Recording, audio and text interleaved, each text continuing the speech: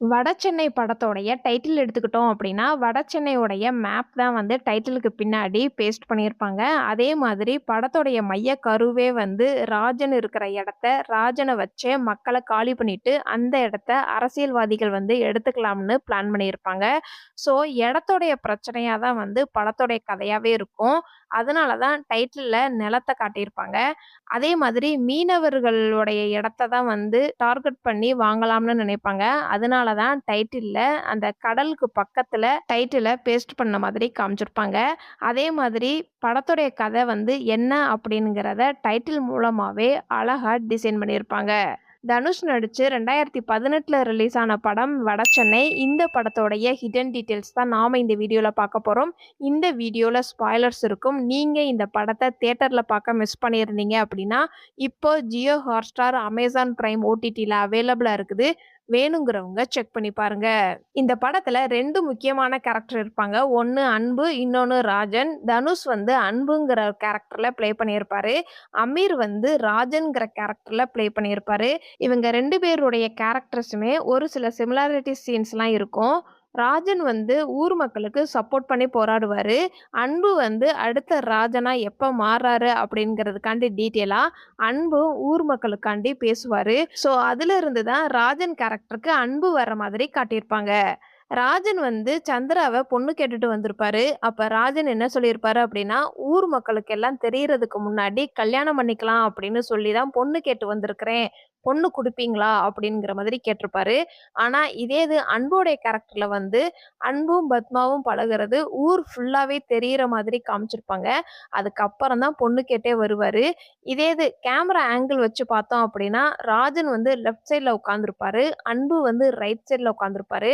இவங்க 2 பேருடைய பொண்ணு கேட்கிற அந்த சிச்சுவேஷன் வந்து கேமரா ஆங்கிள் மூலமாவே ஆப்போசிட் ஆங்கிள்ல வச்சு இவங்க 2 பேருடைய பொண்ணு கேட்கிற கேரக்டர ஆப்போசிட்ல இருக்குது அப்படிங்கிறத கன்வே பண்ணியிருப்பாங்க. அதே மாதிரி சந்திராவ குணா வந்து ஒன் சைடா லவ் பண்ணிட்டு இருந்திருப்பாரு. அதனால தான் பொண்ணு பார்க்க போகும்போது, "நான் தான் சந்திராவ பார்த்தேன். சந்திரா என்னைய பார்க்கல போல" அப்படின்னு சொல்லியிருந்திருப்பாரு. அதே மாதிரி சந்திராவுடைய கல்யாணத்தப்ப இவர் மட்டும் தனியா உட்காந்து லவ் ஃபெயிலியர் மாதிரி தண்ணி அடிச்சுக்கிட்டு இருக்கிற மாதிரி காட்டியிருப்பாங்க. இதே இது அன்போடைய கேரக்டர் எடுத்துக்கிட்டோம் அப்படின்னா, பத்மாவ லவ் பண்ணுவாரு. ஊர் மக்கள் எல்லாருக்குமே இவங்க 2 பேரும் லவ் பண்றாங்க அப்படிங்கிறது தெரிஞ்சு போயிரும். அதுக்கப்புறம் தான் பொண்ணு கேட்கவே வந்திருப்பாரு. பத்மாவுடைய அப்பாவுக்கும் அன்ப பிடிக்காது. பொண்ண குடுக்க மாட்டேன் அப்படின்னு சொல்லி சண்டை போடுவாரு. சந்திராவுடைய அப்பாவும் ராஜனுக்கு பொண்ணு குடுக்க மாட்டேன்னு சொல்லி சத்தம் போடுவாரு. இவங்க 2 பேருடைய அப்பா கேரக்டருமே வந்து மாப்பிள்ளைய பிடிக்காத மாதிரி தான் வந்து காட்டியிருப்பாங்க. ராஜனுக்கு குணா வந்து தம்பி மாதிரி இருப்பாரு. இங்க குணா வந்து சந்திராவ ஒன் சைடா லவ் பண்ணியிருப்பாரு. இதே இது சிவா வந்து பத்மாவ ஒன் சைடா லவ் பண்ணியிருந்திருப்பாரு. சிவாவுக்கு அன்பு தம்பி மாதிரி காமிச்சிருப்பாங்க. கிளைமாக்ஸ்ல சந்திரா வந்து ராஜனும் சந்திராவும் தங்கியிருந்த வீட்டோட சாவிய அன்புகிட்ட குடுக்க சொல்லி குடுத்திருந்திருப்பாங்க. அன்பும் பத்மாவும் அதே வீட்ல தான் கிளைமாக்ஸ்ல இருப்பாங்க. அப்ப வடசென்னை 2ல அன்பு தான் ராஜன் கேரக்டரா மாறி வரலாம் அப்படிங்கிறத சிம்பாலிக்கா ஆடியன்ஸுக்கு கன்வே பண்ணியிருப்பாங்க. ராஜன் வந்து முத்து கேரக்டர ரொம்ப நம்புவாரு. ஆனா, அவர் வந்து மக்களுக்கு ஆப்போசிட்டா நடந்துக்குவாரு. அதனால ராஜனுக்கு முத்துவ பிடிக்காம இருக்கும். அதே மாதிரி அன்பு வந்து செந்தில், குணாவ ரொம்ப நம்புவாரு. ஆனா, குணா வந்து அன்பு தான் வந்து செந்தில கத்தியால குத்துனாரு அப்படிங்கிற மாதிரி செந்திலோடைய ஆளுங்க கிட்ட சொல்லியிருப்பாரு. அதே மாதிரி பொதுமக்களுக்கு குணா வந்து சப்போர்ட் பண்ண மாட்டாரு. அங்க தான் வந்து அன்பு பொதுமக்களுக்கு சப்போர்ட் பண்ற மாதிரி காட்டியிருப்பாங்க. அன்புவ போலீஸ் ஸ்டேஷன்ல கூட்டிட்டு போகும்போது, இந்த ஒரு இடத்துல ஒரு திருக்குறள் எழுதியிருப்பாங்க. அதுக்கான மீனிங் என்ன அப்படின்னா, "நீ என்ன குற்றம் செஞ்சியோ, அந்த குற்றத்தினால தான் நீ அழிஞ்சு போவ" அப்படின்னு அர்த்தம். அதனால தான் ராஜன இந்த 4 பேர கொலை பண்ணியிருப்பாங்க. ஸோ அன்பு மூலமா இந்த 4 பேரையும் கொலை பண்றதுக்கு ட்ரை பண்ணுவாரு.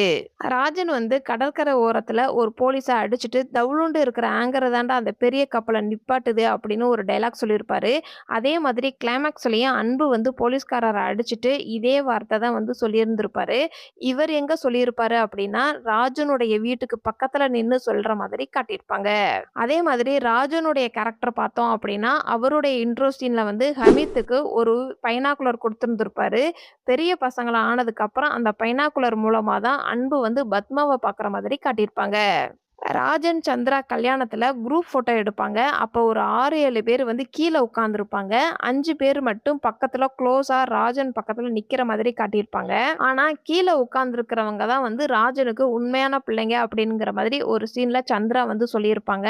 அதுக்கான ரெஃபரன்ஸா ஃபர்ஸ்ட்டு ஹோட்டல்ல சாப்பிடும்போது, "சாப்பிட விடுங்கடா, போங்க" அப்படின்னு சொல்லி அனுப்பியிருப்பாரு. ஆனா, சந்திரா தான் வந்து "சாப்பிடட்டும்" அப்படின்னு சொல்லியிருப்பாங்க. அதே மாதிரி ராஜன் வந்து வெளியில வரும்போதும் அவருக்கு பக்கபலமா பின்னாடி பைக்ல வர்ற மாதிரி சப்போர்ட் பண்ற மாதிரி காமிச்சிருப்பாங்க.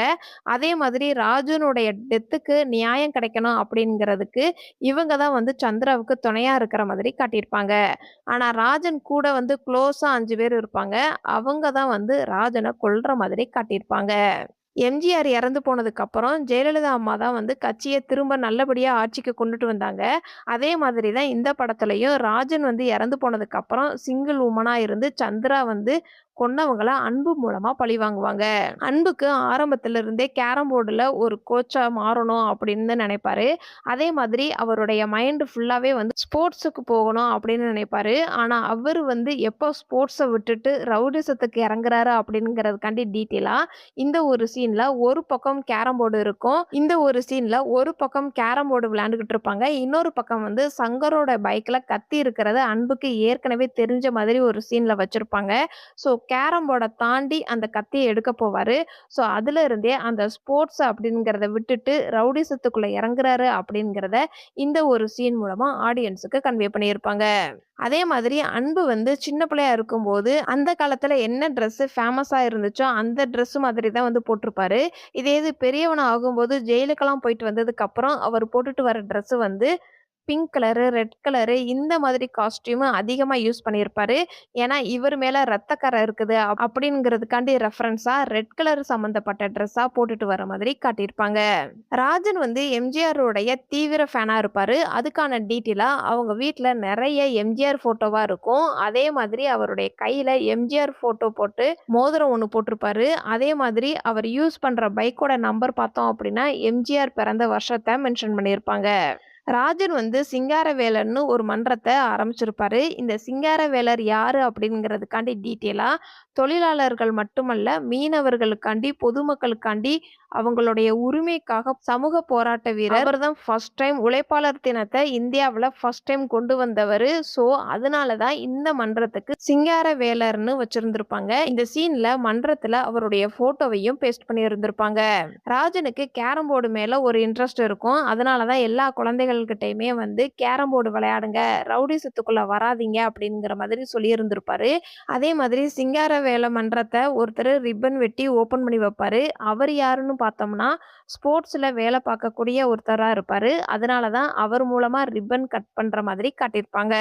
ராஜன் படத்துடைய ஸ்டார்ட்டிங்ல வெட்டி போட்டிருப்பாங்க. அது ராஜன் தான் அப்படிங்கிறதுக்காண்டி டீட்டெயிலா அந்த மன்றத்துக்குள்ள இருந்தே ஒரு ஷாட் வச்சிருப்பாங்க. அந்த ஷாட் வந்து எப்படி இருக்கும் அப்படின்னா, கன்னெல்லாம் வச்சு ஷூட் பண்ணும்போது ஒரு ஆரோ மார்க் இருக்கிற மாதிரி இந்த மன்றத்தோட செவர டிசைன் பண்ணியிருப்பாங்க. இந்த படத்துல ராஜனுக்கு சந்திராவ ரொம்ப புடிச்ச மாதிரி காட்டியிருப்பாங்க. அதனால தான் வந்து அவருடைய போட்டுக்குமே சந்திராங்கிற பேர வச்சிருந்திருப்பாரு. இந்த படத்துல சமுத்திரக்கனி குணாங்கிற கேரக்டர்ல ப்ளே பண்ணியிருப்பாரு. குணா வந்து சாமிக்கு அலகு குத்திட்டு வரும்போது, அன்பு தான் வந்து ஃபர்ஸ்ட்டு குணாவ சந்திராவுடைய ஆளுங்க கிட்ட இருந்து கொலை பண்ண வரும்போது, அன்பு தான் வந்து காப்பாத்தி விட்டுருப்பாரு. இதே இது கிளைமாக்ஸ்ல சந்திரா மேல கழுத்துல கத்தி வச்சு, குணாவ பார்த்து கொன்றுவேன் அப்படின்னு சொல்லி படத்த முடிச்சிருப்பாங்க.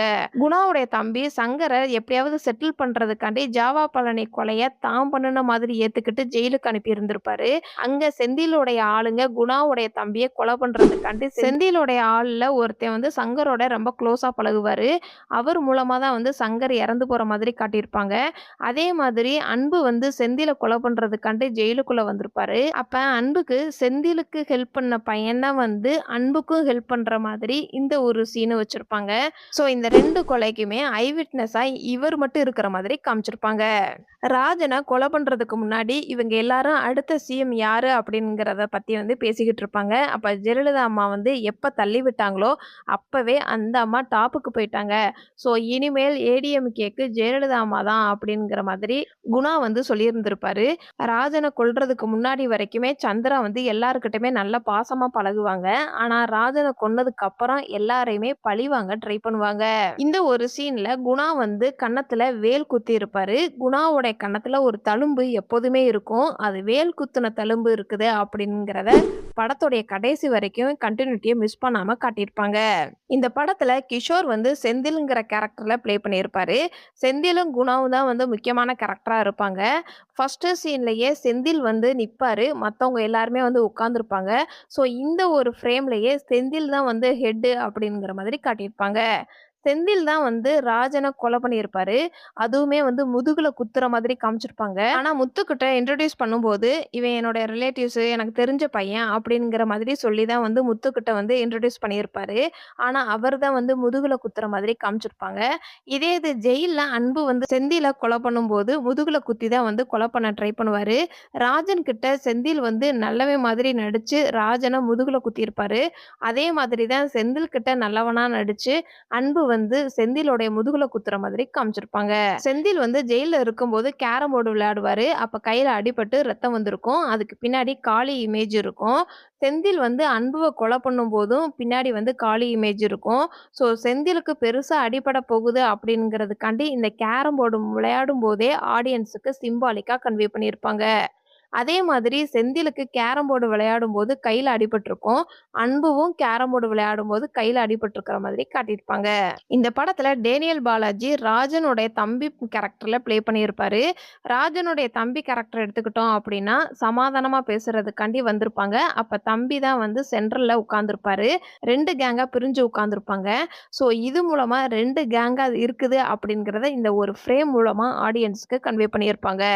இந்த சீன்ல ராஜனுடைய தம்பி பொண்ணு சின்ன பொண்ணா ஃபிளாஷ்பேக்ல காட்டியிருப்பாங்க. இதே இது ராஜனுடைய தம்பி வந்து அன்புக்கு ஃபோன் போட்டு பொண்ணு வந்து பெரிய பிள்ளை ஆயிருச்சு அப்படின்னு சொல்லி ஃபங்ஷனுக்கு கூப்பிட்டுருப்பாரு. அப்ப அன்பு வந்து தவளுண்டு இருந்த பொண்ணு இப்ப பெரிய பொண்ணு ஆயிடுச்சா அப்படிங்கிற மாதிரி சொல்லியிருந்திருப்பாரு. ஸோ சின்ன பொண்ணா இருக்குது அப்படிங்கிறத இந்த ஒரு ஃப்ரேம்ல ஃபிளாஷ்பேக் போர்ஷன்ல காட்டியிருப்பாங்க. இந்த ஒரு சீன்ல போலீஸ்காரர் அவங்க ஊருக்குள்ள வந்து எடுத்த பொருட்கள் எல்லாத்தையும் கொண்டு வந்து குடுத்துருங்க அப்படின்னு அனௌன்ஸ்மென்ட் பண்ணுவாரு. ஆனா யாருமே வந்து திரும்ப குடுக்க மாட்டாங்க. அப்ப இன்னொரு போலீஸ்காரரு இவர்கிட்ட தம்பி வந்து சொன்னா எல்லாரும் குடுத்துருவாங்க அப்படிங்கிற மாதிரி சொல்லியிருப்பாரு. அதுக்கு அந்த போலீஸ்காரர் வந்து அவன்லாம் ஒரு ஆளு அப்படிங்கிற மாதிரி சொல்லியிருப்பாரு. ஏன் அப்படி சொல்றாரு அப்படிங்கிறதுக்காண்டி டீட்டெயிலா ஃபிளாஷ்பேக் போர்ஷன்ல ராஜன் வந்து இறந்து போகும்போது கூடவே தம்பி இருப்பாரு. ஆனா தம்பினால எதுவுமே அந்த இடத்துல பண்ணியிருக்க மாட்டாரு. ஸோ ராஜன் கூட இருந்து நீ ஒண்ணுமே பண்ணாம காப்பாத்தாம இருந்திருக்கிற அப்படிங்கிற கோவம் அந்த போலீஸ்காரர்கிட்ட இருக்கிற மாதிரி காட்டியிருப்பாங்க. இந்த போலீஸ்காரர் ராஜனுக்கு க்ளோஸ் ஃப்ரெண்டா இருப்பாரு. அதுக்கான டீட்டெயிலா தான் கல்யாணத்துக்கு வந்து நெருக்கமா நின்னு ஃபோட்டோ எடுக்கிற மாதிரி காட்டியிருப்பாங்க.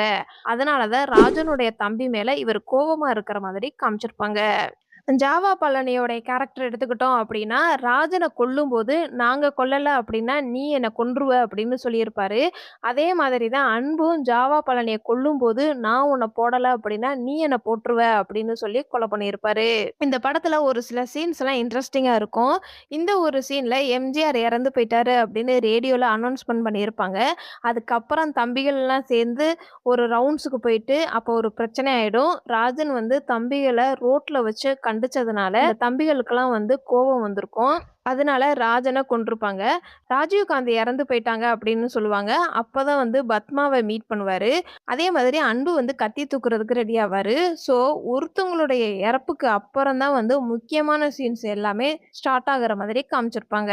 இந்த படத்துல ஒரு சின்ன ஃபேக்ட் என்ன அப்படின்னா, எம்ஜிஆர் இறந்து போனப்ப ரேடியோல ஒருத்தர் அனௌன்ஸ்மென்ட் பண்ணியிருப்பாரு.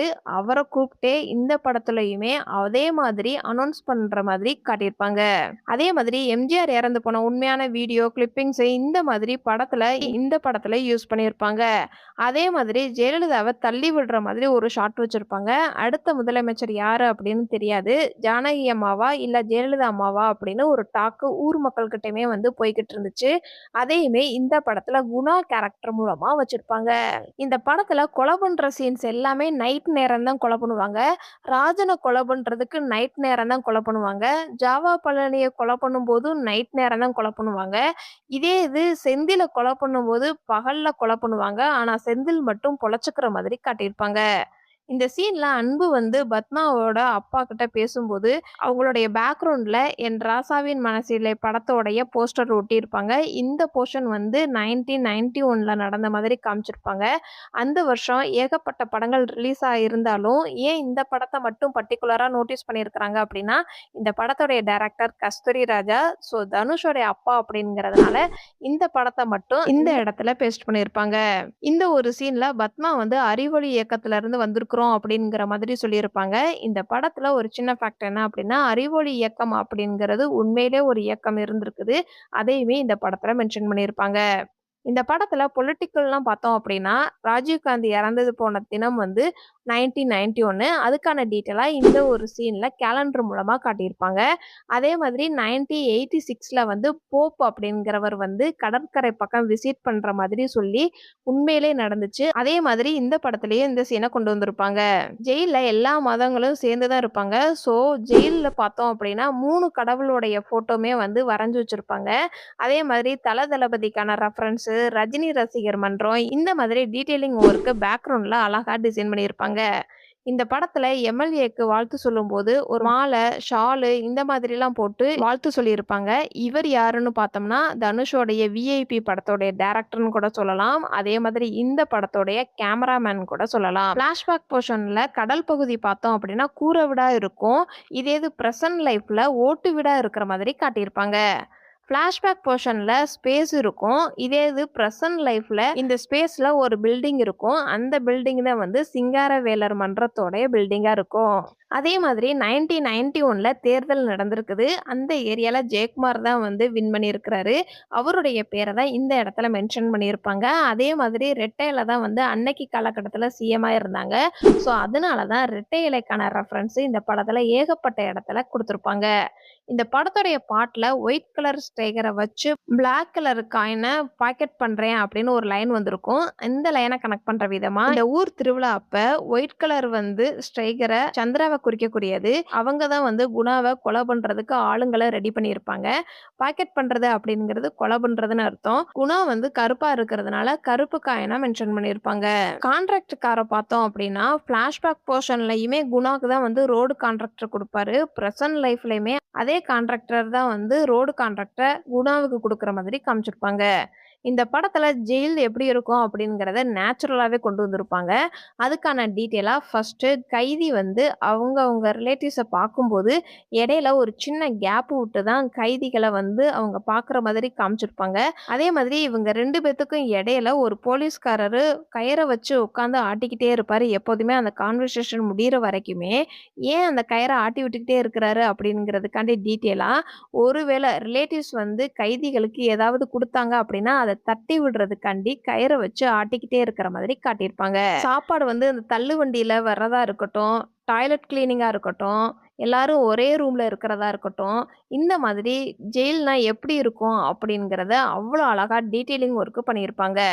பத்மாவுடைய அப்பா கேரக்டர் எடுத்துக்கிட்டோம் அப்படின்னா, இந்த படத்துல ரொம்ப முக்கியமான கேரக்டரா இருக்கும். ஃபிளாஷ்பேக்ல ராஜன் வந்து சந்திராவ பத்மாவுடைய அப்பா கடைக்கு நகை வாங்குறதுக்காண்டி கூட்டிட்டு போயிருந்திருப்பாரு. அதே மாதிரி நகை சீட்டு மூலமா மக்கள் வந்து ஏமாந்து போயிருப்பாங்க. அப்ப சந்திரா வந்து பத்மாவுடைய அப்பா கிட்ட தான் வந்து கேட்கிற மாதிரி காட்டியிருப்பாங்க. அப்பதான் வந்து அன்புவ ஃபர்ஸ்ட் டைம் சந்திரா வந்து மீட் பண்ணுவாங்க. நகை வாங்கும்போது பிங்க் கலர் சீட்டு எழுதி குடுக்குற மாதிரி ஒரு ஷாட் வச்சிருப்பாங்க. அதுதான் வந்து நகை சீட்டா இருக்கும். அதத்தான் பிரசன்ட் லைஃப்ல அதே பிங்க் கலர் சீட்ட எடுத்துட்டு வந்து சந்திரா வந்து பணம் கேட்கற மாதிரி காமிச்சிருப்பாங்க. பத்மாவுக்கும், அன்புக்கும் கல்யாணம் ஆன மாதிரி ஒரு சீன் கூட காட்டியிருக்க மாட்டாங்க. ஆனா கல்யாணம் ஆயிடுச்சு அப்படிங்கிறதுக்காண்டி டீட்டெயிலா குணா வந்து அன்புவ சரண்டர் ஆகு அப்படின்னு சொல்லும்போது, அப்போ ஒரு டயலாக் சொல்லியிருப்பாரு. "என்ன பட்டு வேஷ்டி சட்டையோட வந்திருக்கிற" அப்படின்னு சொல்லியிருந்திருப்பாரு. அதே மாதிரி அடுத்த ஃப்ரேம்லயே பத்மாவ காட்டும்போதும் குழந்தைகளுக்கு வந்து டியூஷன் எடுத்துக்கிட்டு இருப்பாங்க. அப்ப அவங்க வந்து கல்யாணம் ஆன மாதிரி காட்டியிருப்பாங்க. அதே சீன்ல டியூஷன் எடுக்கும்போது போர்டுல "விழித்திடு" அப்படின்னு சொல்லி ஒரு 3 வார்த்தை எழுதியிருக்கும்.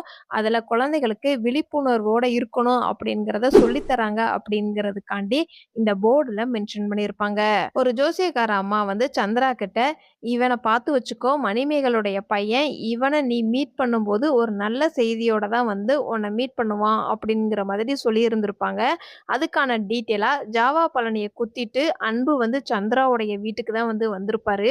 ஜாவா பழனிய கொன்னது தான் நல்ல செய்தியா இருக்கும் சந்திராவுக்கு. அத முன்னாடியே ஜோசியக்கார அம்மா மூலமா ஆடியன்ஸுக்கு சொல்லியிருப்பாங்க. இந்த படத்துல carrom board one of the கேரக்டரா இருக்கும். எல்லாருடைய சீன் பேக்ரவுண்ட்லயுமே கேரம் போர்டு இருக்கிறத பார்க்க முடியும். குணாவும், செந்திலும் 2 பேருமே ஜெயில்ல இருக்கும்போது, அவங்க பேக் சைட்ல கேரம் போர்ட பார்க்க முடியும். அதே மாதிரி அன்பு வந்து வீட்ல தூங்குற மாரி ஒரு சீன் வச்சிருப்பாங்க. அதுக்கு பேக் சைட்ல கேரம் போர்டு இருக்கிறத பார்க்க முடியும். அதே மாதிரி செந்திலுடைய வீட்லயுமே கேரம் போர்டு இருக்கிறத பார்க்க முடியும். ராஜனுடைய வீட்லயுமே வந்து கேரம் போர்டு இருக்கும். வடசென்னை படத்த நீங்க ஒரு தடவையாவது பார்த்திருக்கீங்க அப்படின்னா, இந்த வீடியோக்கு லைக் பண்ணுங்க. இந்த படத்துல நடிச்ச எந்த கேரக்டர் ரோல் உங்கள ரொம்ப இம்ப்ரெஸ் பண்ணுச்சு அப்படிங்கிறத கமெண்ட்ஸ்ல சொல்லுங்க. இதுக்கு முன்னாடி நம்மளுடைய சேனல்ல மௌனம் பேசியதே படத்தோடைய ஹிடன் டீடைல்ஸ் வீடியோ அப்லோட் பண்ணியிருக்கிறோம். வேணுங்கிறவங்க கமெண்ட் பாக்ஸ்ல லிங்க் இருக்குது. செக் பண்ணி பாருங்க. வடசென்னை படத்துல இதெல்லாம் நான் நோட் பண்ண சின்ன சின்ன ஹிடன் டீடைல்ஸ். இந்த மாதிரி படத்தோட ஹிடன் டீடைல்ஸ் நீங்க இன்னும் தெரிஞ்சுக்கணும் அப்படின்னா, நம்மளுடைய சேனல சப்ஸ்கிரைப் பண்ணி பெல் ஐகானையும் கிளிக் பண்ணுங்க.